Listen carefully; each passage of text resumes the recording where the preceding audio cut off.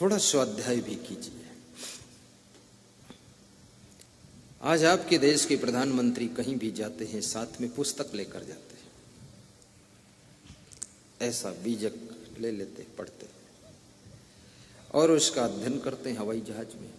और हवाई जहाज में उनका बेडरूम है, उसी में सोते भी, क्योंकि यात्रा में क्या करना है काम, सो जाइए। और साथ में आप अगर संकल्प ले लें कि 2 दोहे कबीर के और 2 चौपाई रामायण की रोज पढ़ूंगा, तो आप जिंदगी का आधा सुधार तो खुद कर लेंगे अपना। क्योंकि मानस की चौपाइयां और कबीर के दोहे, उपनिषद के मंत्र, वेद के मंत्र, गीता के श्लोक कहीं न कहीं हमको राह बताते हैं, सिखा जाते हैं कैसे जीना चाहिए। और जिंदगी अमूल्य है, जिंदगी से जुड़ी हुई सब चीजों का मूल्य है, लेकिन जिंदगी अमूल्य है। और मूल्यवान चीजों के लिए अमूल्य जिंदगी खो रहे हो, ये घाटे का सौदा कर रहे हो। रोते हुए पैदा हुए थे और बचपन में किलकारी मारकर हंसते रहे, और जवानी में इतनी भारी टेंशन है, चेहरा देखो तो लगता है कि भूत प्रेत चुड़ैल बैठे हुए। इतना कहां से गंभीर हो गए तुम, क्यों दुखी होते हो? कृष्ण गीता में कहते हैं, क्या लेकर तुम आए थे, यहां तुम्हारा क्या खो गया है? क्या तुम्हारा था और क्या तुम्हारा है और क्या तुम्हारा रहेगा? ये हाथ भी तो इधर ही छोड़ कर जाओगे। किसके लिए दुखी रहते हो, चिंता क्यों करते हो? खुश होकर के जियो और पुण्य करके मरो, और पाप को मार कर मरो। पाप को मरने से पहले मार दीजिए और मरने से पहले पुण्य कमा लीजिए, उसके बाद इस दुनिया से मर जाइए। तुम्हारा मरना भी एक नई जिंदगी को प्राप्त करना हो जाएगा। मरते मरते जगमुआ मुए न जाना कोई, ऐसा होकर नामुआ जो बहुर न मरना हो। कबीर साहब कहते हैं, मरते मरते सारा संसार मर गया, लेकिन मरने का ढंग किसी ने जान ही नहीं पाया। मरने के बाद दोबारा मरना ना पड़े, वो मरना सार्थक है। तुम हर जन्म में मरते हो, फिर दोबारा जन्म लेते हो, फिर मरते हो। और जब मरते हो, मरने के पहले फिर डरते हो, और डरते हो फिर भी मरते हो। तो जब मरते हो तो डरते क्यों हो, डरते हो तो मरते क्यों हो? और डर करके मरते हो, ये कोई बुद्धिमानी नहीं। जब मरना ही तो निडर होकर मरो। लेकिन आदमी को ज्ञान नहीं है, मौत से डरते हैं लोग। और मौत कुछ है भी नहीं। मौत है क्या?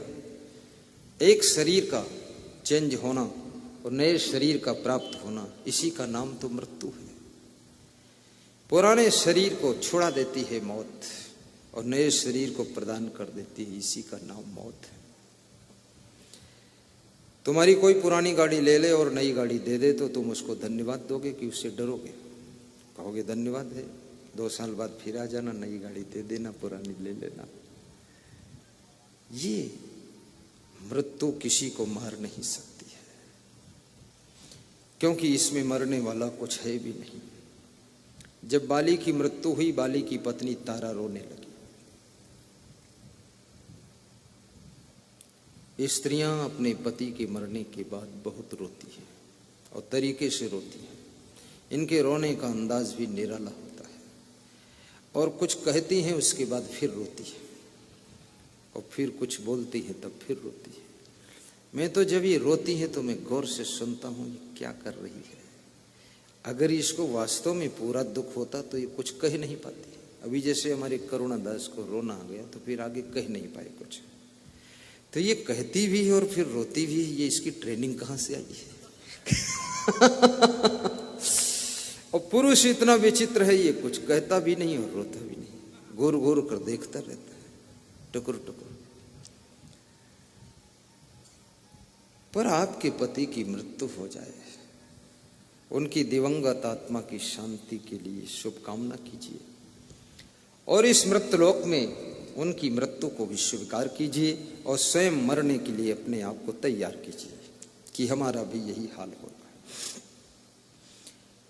अभी बिहार मुंगेर जिले में एक परिवार मिलने के लिए आया तो 4 बहनें थी, बोल रही थी मेरी बड़ी बहन का पति मर गया, हमारे 3 के पति है, आप ऐसा आशीर्वाद दो कि पति से पहले हम तीनों बहनें मर जाएं। तो इसका पति खड़ा था, वो बोला मुझे ऐसा आशीर्वाद दो पत्नियों के मरने से पहले मैं मर जाऊं। तो मैंने कहा आशीर्वाद दोनों को नहीं दे सकता हूं कि दोनों पहले मरना चाहते हैं। तो बोले गुरुदेव आपस में प्रेम है इसलिए हम सोचते हम पहले चले जाएं उसके बाद ही जाएं। हमने कहा वो भी यही सोच रहे हैं। तो पहले और बाद की बात नहीं है, न जन्म साथ में हुआ है न मृत्यु साथ में होने वाली है। और साथ साथ तुम जहर खाकर भी मरो तो भी साथ साथ कहीं आत्मा जाने वाली भी नहीं। तुम ये मत सोचना एक साथ मर जाऊंगा तो साथ में कहीं जाकर फिर मिल जाएंगे, मिलन होगा ही नहीं। ये बहुत बड़ा खेल है, अनेक जन्मों का खेल है, कहाँ जन्म होगा। और जिनका मिलन होने का संस्कार है, कोई पुण्य, वो भले नेपाल बॉर्डर में जन्म होगा, छत्तीसगढ़ में जन्म होगा, एमपी में जन्म होगा, फिर भी वह सब आ करके आत्माएं सरखोर धाम में मिलन करेंगी, यही मिलन हो जाए। तो संस्कार तुम कहाँ कहाँ तुम्हारा जन्म हुआ देखो, तो मेरा कहाँ हुआ है कुछ ठिकाना नहीं है। पर आज की तारीख में ये हमारे भाग्य में लिखा हुआ था, तुम्हारी किस्मत में लिखा था। इस रोज इतने टाइम पर सरखोर की धरती पर इस मंच के सामने ये संत आएगा और प्रवचन देगा, तुम बैठकर सुनोगे। ये बिल्कुल फिक्स व्यवस्था है और वही आज हो रहा है। और जिनके किस्मत में नहीं ये सेटिंग है वह आना चाहते थे लेकिन फिर भी नहीं आ पाए, कोई बाधा पड़ गई।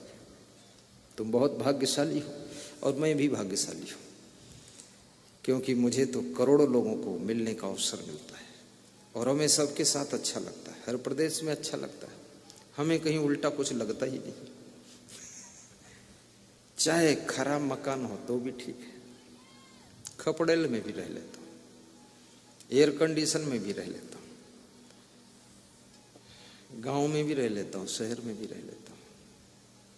बस अपना नियम रखो, बात खत्म हो। सब जगह सुख है, मकान में सुख होता ही नहीं है, सुख तो प्रेम में होता है। यहाँ ऐसे ऐसे भक्त बैठे हैं जो इतनी गर्मी में शायद 1.5 साल बाद पहली बार बैठे, पसीना सब बह रहा है, दम घुट रहा है, ताप अंदर आ रहा है, लेकिन मुखमंडल पर मुस्कान खिल रही है कि जय हो गुरुदेव की, भले सूरज में तप जाऊं और दर्शन करता रहूं दर्शन दे दो गुरुदेव, ऐसा भाव है। पशु पंछियों से भी सीखो, कीड़े मकोड़ों से भी सीखो। मधुमक्खियां भी सिखाती है कि दुनिया में गंदगी भी है और सफाई भी है, फूल भी है, कीचड़ भी है। मधुमक्खियां गंदगी पर नहीं बैठती है, जाकर फूलों पर बैठ जाती है, लेकिन मक्खी वो सब जगह बैठ जाती है। उसका कोई सिद्धांत नहीं मक्खी का, फूल पर भी बैठ जाएगी, गंदगी में बैठ जाएगी, तुम्हारी नाक पर बैठ जाएगी, दाल भात पर बैठ जाएगी, बिल्कुल बुद्धिहीन है। ऐसे बुद्धिहीन लोग जहां नहीं बैठना चाहिए वहां भी दुनिया में सब बैठते रहते हैं। जहां देखो वहां खड़े, दारू की दुकान पर खड़े, पूछो यहाँ क्या काम, अरे बोले थोड़ा देख लेते, इसमें क्या देखो, कोई ताश खेल रहा हूं झाकत है, कभी नहीं। मधुमक्खी बनो, अच्छी जगह पर ही बैठना, पवित्र जगह पर खड़े होइए, अच्छे लोगों के साथ खड़े होइए, गलत लोगों के साथ खड़े मत होइए।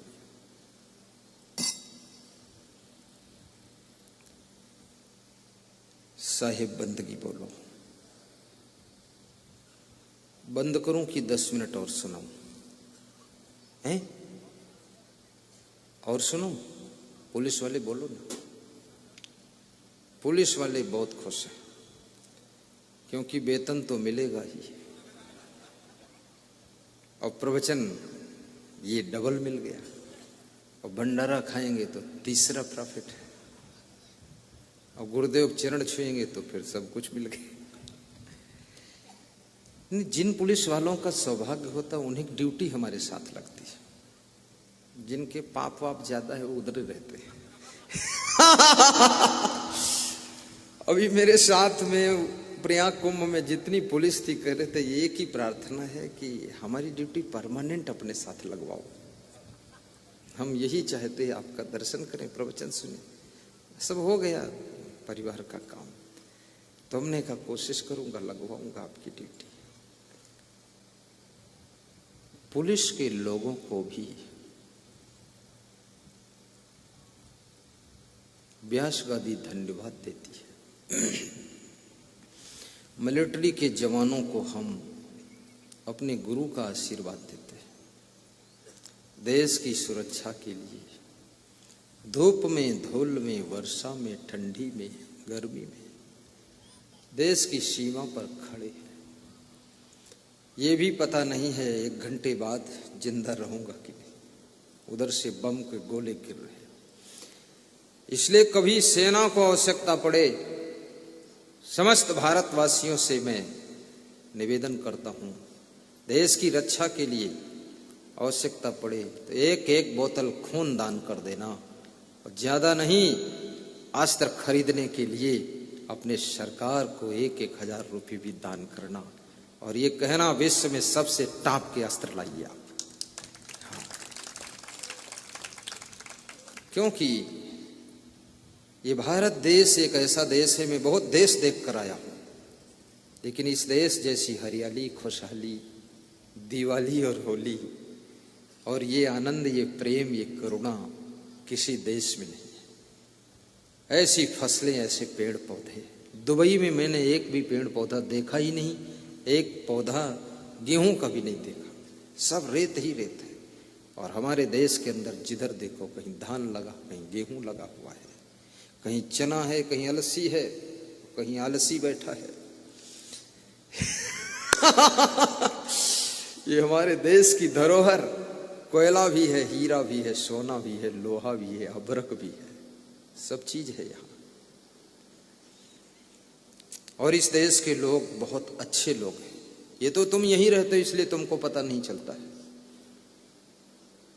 जो बाहर देख कर आ गए ना, वे दोबारा बाहर जाने का नाम भी कम लेते हैं। इसलिए बहुत डॉक्टर लोग रिटर्न हुए हैं। तुम रिटर्न समझते हो कुछ बहुत बड़ा, और रिटर्न माने वापस लौट आया है, और कोई रिटर्न थोड़े है।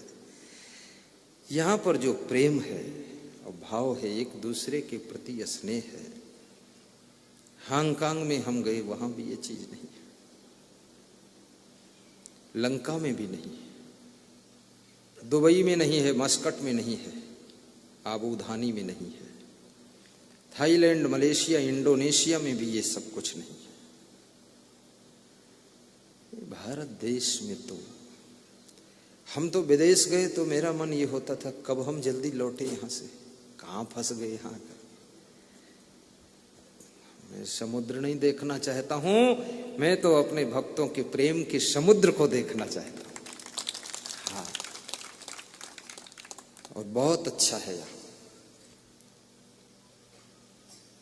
इसलिए अपने देश की धरती को नमन कीजिए। और ये हिंदुस्तान के लोग बहुत महान लोग हैं। ये छोटी छोटी गलतियों को देख करके इनकी निंदा मत करो, गुस्सा मत करो। थोड़ा थोड़ा गलती है यहाँ। एक ही गलती मुझे लगी, यहाँ गंदगी लोग ज्यादा करते हैं। तो ये क्यों करते हैं? क्योंकि इनके पूर्वज भी करते थे। ये सैकड़ों पीढ़ियों से यहाँ गंदगी का इंतजाम रहा है। इसलिए अब ये धीरे धीरे दूर हो जाएगी गंदगी, सब ठीक हो जाएगा। बाकी तो मुझे सब ठीक ही लग रहा है। और यहाँ के लोग हंसते भी ठीक है। मैंने वहां देखा लोग हंसते भी नहीं। हमको जितने मिले वो सब बड़ा बड़ा मुंह फुला के बैठे थे, और मैं तो हंसता था। तो वो लोग सोचते थे ये हंसता क्यों, ये महात्मा क्या कर रहा। हम तो वहां भी ऐसे ही हंस देते थे। अभी बॉम्बे में गया प्रवचन करने के लिए, सिटी का प्रवचन था बॉम्बे का। अरे सीरियस लोग बैठे थे, ऐसे बड़े बड़े लंबे चेहरे। तो मैं उनको देखा तो थोड़ा डर भी लगा, भाई बॉम्बे है, सावधान। लेकिन मेरे को हंसी आ गई उनके मुंह देख करके। तो वो लोग भी थोड़ा मुस्कुराए। तो हमने कहा हाँ अब हंस सकते हैं लोग, चलो ठीक है। उसको थोड़ा खुश किया। दूसरे दिन इतना हंसाया उसको मैंने, खूब लोट पोट हो गया। तो 2-3 प्रोग्राम सेट हुआ बॉम्बे में, और आश्रम बनने की तैयारियां बॉम्बे में स्टार्ट कि बॉम्बे में बनाएंगे आश्रम, और सब अरबपति करोड़पति है। तो हमने कहा कि तुम लोग हंसते क्यों नहीं हो? बोले हंसी आती नहीं और हंसते क्यों नहीं हो? तो हंसी आती क्यों नहीं है? बोले चिंता रहती है, इसीलिए आपको बुलाया हूं, चिंता मिटाइए, हंसी वापस कीजिए।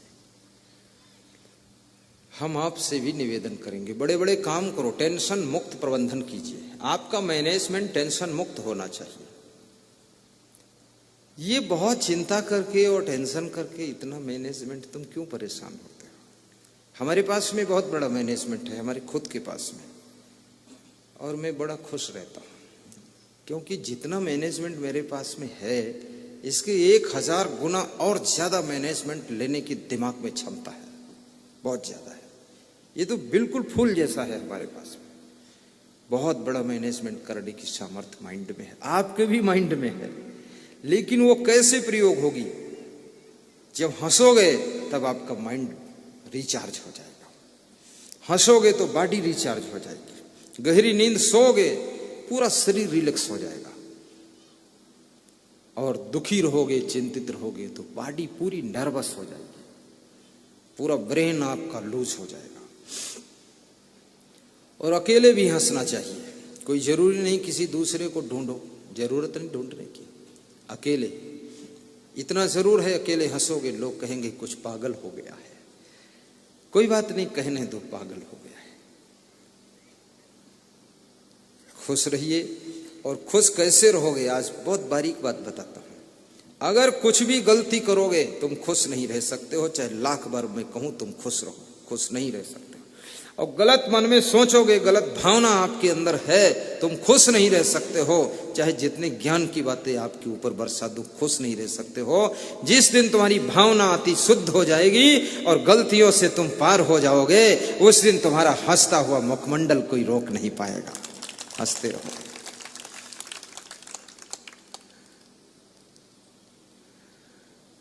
ये बचपन में हंसी क्यों आती है? बच्चा नहीं, ऐसा कुछ भावना उसकी गलत नहीं है।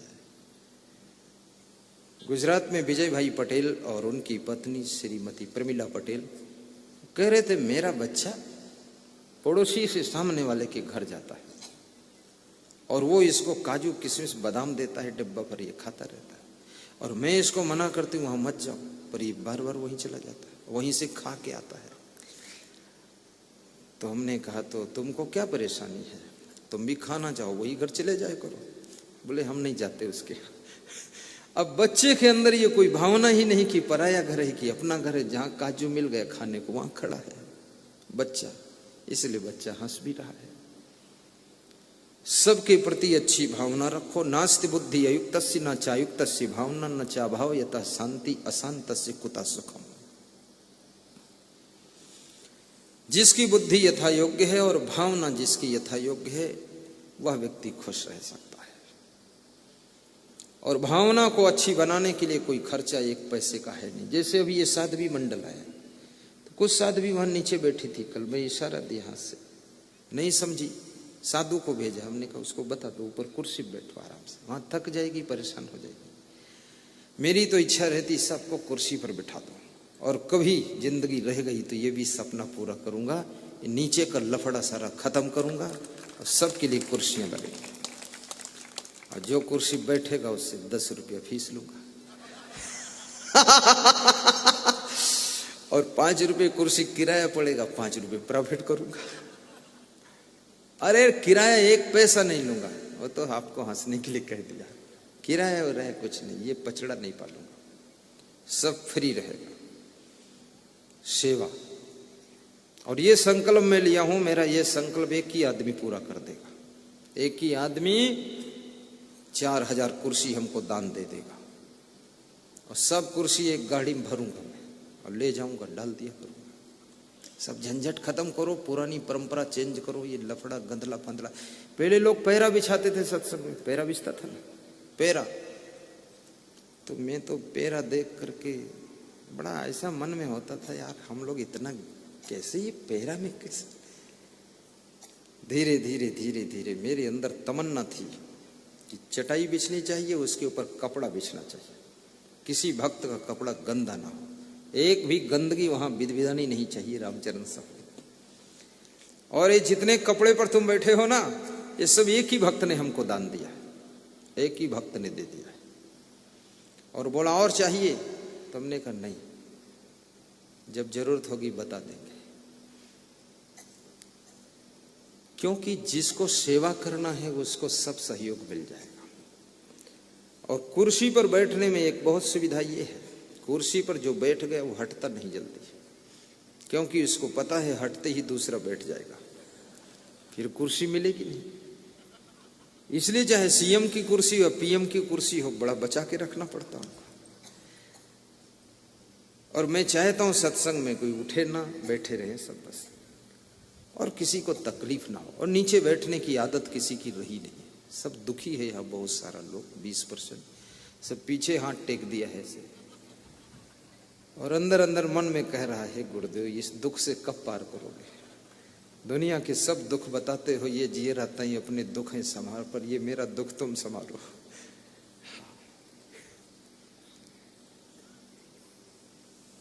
मंगलमय हो जीवन आपका, सुखी रहे आपकी जिंदगी, बंदगी के महत्व को भी समझना।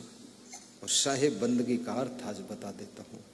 साहेब माने दिव्य होता है, साहेब माने श्रेष्ठ होता है, और साहेब माने महान होता है, और बंदगी माने नमस्कार प्रणाम होता है। महान आत्माओं को, दिव्य आत्माओं को नमस्कार करने का शब्द है साहेब बंदगी। और जहां साहेब बंदगी है वहीं पर जिंदगी जीने के सूत्र प्राप्त होते हैं।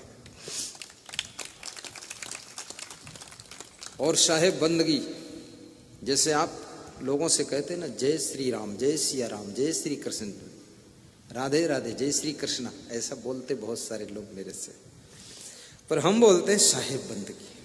साहेब बंदगी का क्या अर्थ है? और साहेब बंदगी करने के बाद हम पूछते हैं धर्मदास कुशल मंगल तो है ना सब? कहते हैं हाँ गुरुजी ठीक है।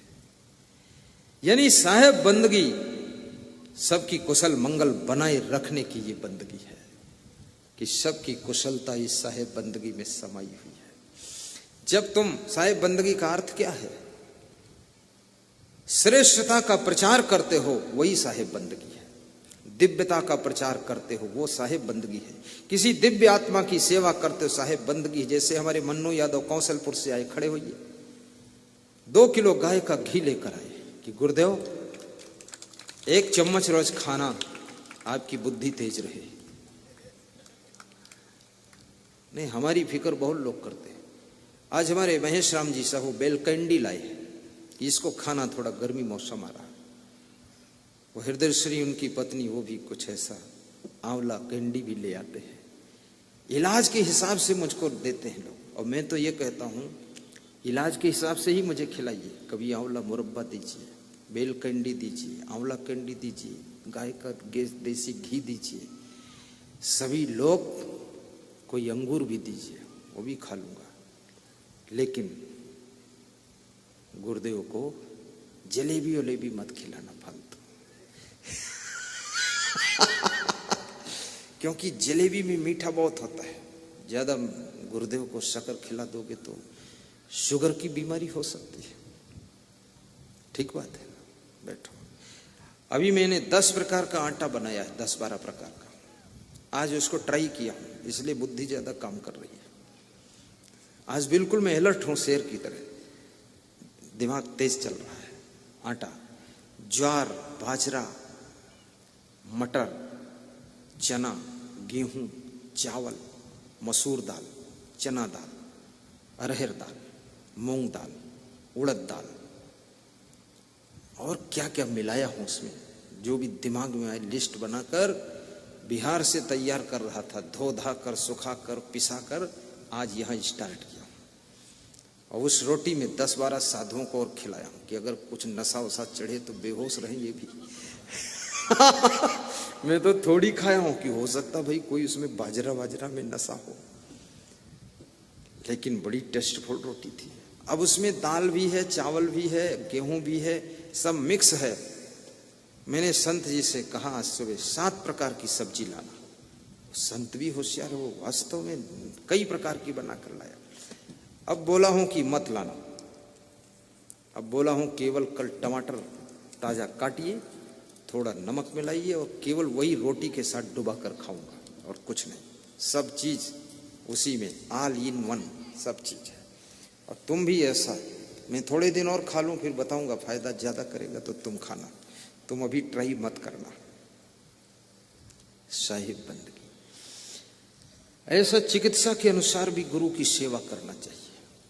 एक भक्त हमको कांटा वाला दे गया है पावदान कि इस पर तुम चला करो 30 कदम पैर उठाकर, कांटा चुभेगा पैर में तो आपका स्वास्थ्य अच्छा रहेगा। और मेरे स्वास्थ्य का अगर ध्यान तुमको है, अगर ये एक व्यक्ति स्वस्थ रहेगा, वर्ल्ड के 20 करोड़ लोगों को प्रवचन सुनने को मिलेगा, हॉस्पिटल जाना ना पड़े हमको। और लगता है गुरुदेव कृपा से जाना नहीं पड़ेगा, क्योंकि मैं थोड़ा बहुत डॉक्टर भी हूं, सुधार देता हूं इसको। और तुम भी स्वस्थ रहो। नहीं सुनेगा कौन प्रवचन? कम खाया करो, व्यायाम कर लिया करो, योगा कर लिया करो, और साथ साथ में भावना को अच्छा रखा करो, खुश रहा करो, रूखा सूखा खाए के भी प्रसन्न रहा करो, और अपने घर वालों के लिए कभी कभी सेवई और खीर भी बनवाया करो। तुम खाओ ना खाओ लेकिन उनको थोड़ा खाने दो। मेहमान का भी सम्मान करो। आत्मा अजर अमर अविनाशी है, इस बात को सदैव याद रखो। सभी को शुभकामना करता हूं। ये जियरा तय अपने दुख संहार, जही दुख व्यापी रहा संसार। जो दुख पूरे संसार में फैला हुआ है, उस दुख से, दुखी होने से स्वयं को बचाओ। और कैसे बचोगे? दुखेश अनद विघ्न मनः सुखेश विगत असरहा, वीतराग भय क्रोधा स्थित धीम निवच्यते। बनवारी लाल देवांगन, ध्यान दीजिए। दुखेश अनुद विघ्न मना, दुख के आने पर भी जो दुखी नहीं होता है, और सुख के आने पर भी जो और सुख मिले ऐसी चाह नहीं रखता है, वह व्यक्ति हमेशा खुश रह सकता है। जिसको सुख की चाह नहीं है और दुख में आह नहीं है, उस व्यक्ति को हमेशा खुशियां रहती है। दुनिया के दुख कितने आए पर अपने को दुखी होने से बचाओ। समझा दिया करो खुद को, और राम की याद करो कि राम के ऊपर तो इससे ज्यादा दुख थे, कृष्ण के ऊपर बहुत दुख थे, पांडव भी बहुत दुख में थे, सीता जी बहुत दुख में। ये महिलाएं, सीता जी से तो सब सुखी ज्यादा है, फिर भी इसमें कुछ महिलाएं ऐसी जो घर में बहुत चिल्लाती रहती, परेशान रहती। कभी मत चिल्लाओ। सीता जी जो राम भगवान की पत्नी थी, वो बहुत दुख में थी। अशोक वाटिका में वो शोक में डूबी रहती थी, रोती रहती थी। और तुम तो अपने घर में भी, घर भी है, परिवार भी है, सत्संग भी है, भक्ति भी है, कपड़े पहनने को हैं, खाने पीने के सब चीजें हैं। अब क्या दुख है? थोड़ा गम खा लिया करो, बोला कम करो, सह लिया करो, अपने पति को धन्यवाद दे दिया करो, बच्चों के लिए शुभकामना रखा करो, दौड़ दौड़ कर काम कर लिया करो, आलस्य मत किया करो, और कोई डांट दे तो मुस्कुरा दिया करो, सारा दुख दूर हो जाएगा। बहुत घर में दुखी मत हुआ। कभी कभी मैं सोचता हूं अपने बारे में, मैं तो बहुत सुखी आदमी, बहुत सुखी हूं, अथाह सुख है मेरे पास, इतना साफ सुथरा रहता हूं, शायद संत ना होता इतना साफ नहीं रह पाता।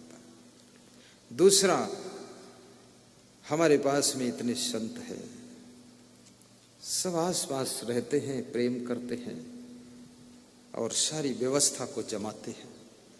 तीसरा, पवित्र हाथों से संतों का बनाया हुआ भोजन पाता हूं। चौथा, जहां जाना हो जाने के लिए गाड़ी भी है। पांचवा, कहां जाऊं इसका भी कोई चिंता नहीं है, क्योंकि बुलाने वाले लोग बहुत बुलाते हैं। कम से कम 2000 पधरोनी है मेरी बुक,